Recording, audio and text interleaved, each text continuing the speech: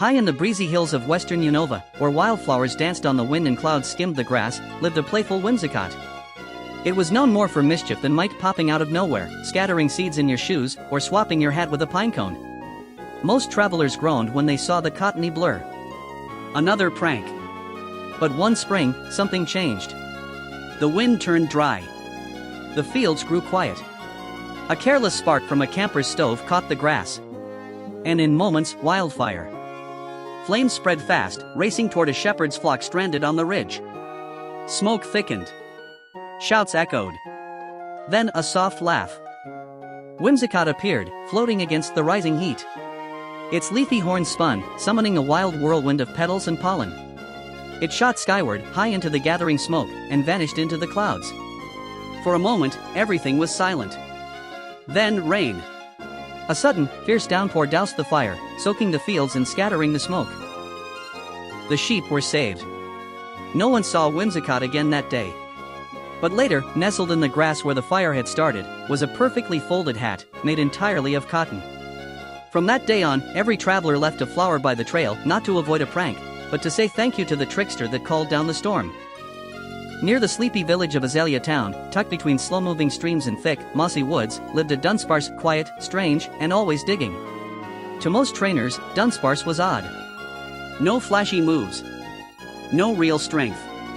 Just a wiggling creature with tiny wings and a passion for burrowing. Kids giggled when they saw it glide awkwardly through the grass. One spring morning, disaster struck. A sudden rockslide sealed the entrance to Slowpoke Well. A group of hikers was trapped deep inside, and no one could reach them. People gathered. Emergency crews tried digging, but the rocks were too unstable. Every second counted. Then, through the crowd, slithered Dunsparce. The townsfolk watched in disbelief as the little Pokemon began to drill into the earth. Slowly, steadily, it vanished underground, tail glowing faintly. Minutes passed. Then hours. Just when hope was running low, a muffled rumble echoed from beneath. The ground cracked open, and one by one, the missing hikers emerged. Dirty, tired, but alive, led out by Dunsparce through a safe, winding tunnel. No one laughed at Dunsparce after that. They built a small statue outside the well, awkward wings and all, carved with a single phrase, "Every hero finds their path." In the cold stone caves outside Rustboro City, miners whispered about a solitary Pokemon, Mawile. With steel jaws on the back of its head and eyes like polished coal, it was both feared and misunderstood. "They say it lures you in with a smile," one miner joked. "Then snaps you in half."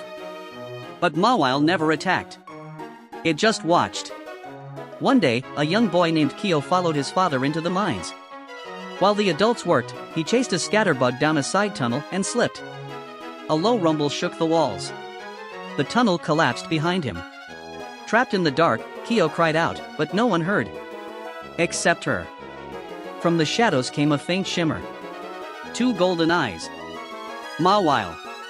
Keo trembled. But the steel-jawed creature didn't strike. Instead, it turned and beckoned, guiding him down a narrow passage barely wide enough for crawling. They moved for what felt like hours, the only light coming from Mawile's faint glow. Finally, a breeze. A crack of daylight. Keo emerged into the sunlight, calling for help. His parents found him, safe, but shaken. When they turned to thank Mawile, it was gone. But Keo swore, just before it disappeared, the fearsome steel jaws twitched into something close to a smile. In the flowing rivers of Unova, where the water shimmered with stardust at dusk, lived schools of Tynamo, tiny, eel-like Pokemon no longer than a leaf. They floated silently, often mistaken for drifting sparkles. To most, they were barely noticed. But one hot summer, the valley dam broke. Machinery failed. Power died. The water levels dropped fast, stranding Pokemon in muddy pools. The town went into crisis. Electric crews tried to restart the system, but nothing worked. Then, from the river's edge, a faint buzz. A Tynamo hovered, pulsing with energy. Then another. Then dozens. A whole school gathered, swirling around the turbine, forming a glowing ring. Suddenly, snap. They discharged all at once. The dam groaned. The machinery flickered, then roared to life. Gates opened. Water surged through the valley, returning life to every stream and pond. The people cheered. The Pokemon sang. And the Tynamo slipped quietly back into the river, unnoticed as always.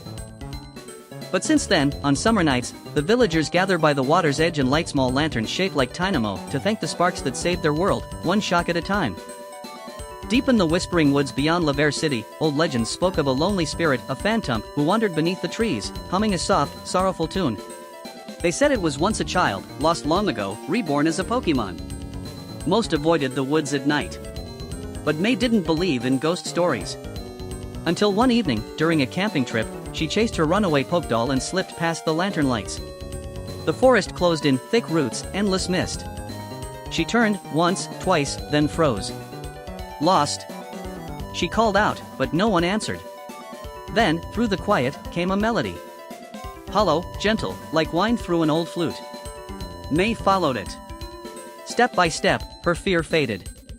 Lights appeared of soft, green orbs hanging in the trees.